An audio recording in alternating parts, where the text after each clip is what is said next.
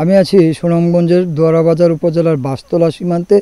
এই বাঁশতলা সীমান্ত এলাকার প্রায় 12 কিলোমিটার অংশে, ভারতীয় অংশে কারফিউ জারি করা হয়েছে গেলে 4-5 দিন যাবৎ। আমরা এখানকার লোকজনের সাথে কথা বলে জেনেছি যে 12 কিলোমিটার সীমান্ত এলাকার বিএসএফের 3টি ক্যাম্প রয়েছে এবং 5টি পোস্ট রয়েছে এবং সেই সমস্ত পোস্ট দিয়ে বিএসএফ দিবারাত্রি টহল দিচ্ছে এবং তারা প্রত্যেকটি টহলের সড়ক পথে গাড়ির মাধ্যমে টহল দিচ্ছে এবং স্থানীয়রা জানান যে এই সীমান্ত এলাকায় বেশ কয়েকটি ব্যাংকার খনন করা হয়েছে এবং অনেকগুলি পোস্ট অর্থাৎ উঁচু টাওয়ার নির্মাণ করা হয়েছে নজরদারি করার জন্য। এবং তারা জানিয়েছেন যে এই সময় এত অতিরিক্ত নজরদারির ফলে তাদের যে স্বাভাবিক জীবনযাত্রা তারা অনেকটা ব্যাহত হচ্ছে। সন্ধ্যার পরপরই এখানকার ফ্লাড লাইটগুলি জ্বলে ওঠে এবং এখানকে আসলে পাহাড়ের যাত্রী বলে এখন বোঝা যাচ্ছে না, কারণ আপনারা দেখতে পাচ্ছেন যে আমার পিছনেই রয়েছে ভারতের মেঘালয়ের নত্রাই এলাকায়। এই নত্রাই এলাকায় ফ্লাড লাইট জ্বালিয়ে পুরো পাহাড়কে আলোকিত করা হয়েছে এবং এই যে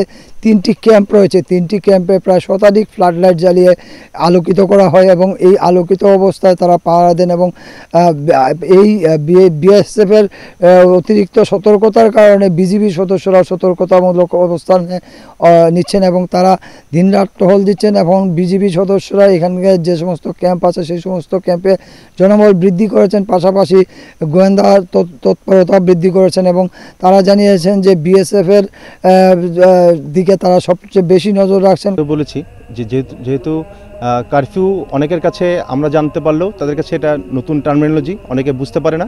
সেজন্যই প্রতিনিয়ত প্রতিটি বিওপি হতে আমরা জনসচেতনমূলক সভা এবং কর্মসূচি গ্রহণ করেছি এবং মাইকিংও করা হয়েছে কিছু কিছু জায়গাতে, যেন কিনা এই বর্তমান পরিস্থিতি সম্পর্কে তারা অবগত থাকে। এবং আমরা বিভিন্ন জায়গাতে যারা এলিট ব্যক্তিবর্গ আছে, এলাকার গণ্যমান্য ব্যক্তি, তাদেরকেও বলেছি যে যেন পাড়া মহল্লাতে সবাইকে একসাথে ডেকে নিয়ে এসে তাদেরকে এই পরিস্থিতি সম্পর্কে অবগত করে। যে সতর্কতামূলক অবস্থানে আমরা যে আছি সেই জিনিসটা সবাইকে তুলে ধরতে বলেছি। এখানে ভয়ভীতি পাওয়ার কোনো কারণ নাই এবং আমাদের এই সুনামগঞ্জ সীমান্তের যে 90 কিলোমিটার এলাকাতে এখনও পর্যন্ত কোনো অনাকাঙ্ক্ষিত ঘটনা ঘটেনি। আর এই ধরনের যদি আমাদের কোনো ইনফরমেশন থাকে তো আমরা সিভিল প্রশাসন এবং বিভিন্ন আইনশৃঙ্খলা রক্ষাকারী বাহিনীর সাথে এবং সাধারণ জনগণের সাথে একসাথে মিলিত হয়ে আমরা সেই অবস্থার মোকাবিলা করব। কারফিউ যে বিষয়টা সেটাতেও সিলেট সীমান্তের ওপারে মেঘালয়ে কারফিউ জারি হয়েছে। তো আমাদের এই সুনামগঞ্জ সীমান্তে 90 কিলোমিটার এলাকাতে শুধুমাত্র 12 কিলোমিটার পড়েছে এই অপোজিট সাইডের যে জায়গাটাতে। তো সেখানে আরও আমরা জনসচেতনমূলক যে সবার কথা বলেছি, সেখানে এলাকাবাসীকে আমরা অলরেডি জানিয়ে দিয়েছি। তো এখনও পর্যন্ত মনে হচ্ছে আমাদের সুনামগঞ্জ সীমান্তে এখনও পর্যন্ত কোনো অনাকাঙ্ক্ষিত ঘটনা ঘটেনি এবং আমাদের কাছেও এখনও পর্যন্ত কোনো ইনফরমেশন আসেনি। তো আমরা সর্বোচ্চ সতর্ক অবস্থানে রয়েছি যেন কেউ ভারত থেকে বাংলাদেশের অভ্যন্তরে অথবা বাংলাদেশ থেকে ভারতের অভ্যন্তরে অবৈধভাবে অনুপ্রবেশ না করতে পারে। বিজিবি সদস্যদের বেশ কয়েকটি পোস্টে তারা দিনরাত 24 ঘন্টা ডিউটি করছেন। ছিল সুনামগঞ্জের বাঁশতলা এলাকা থেকে সবশেষ।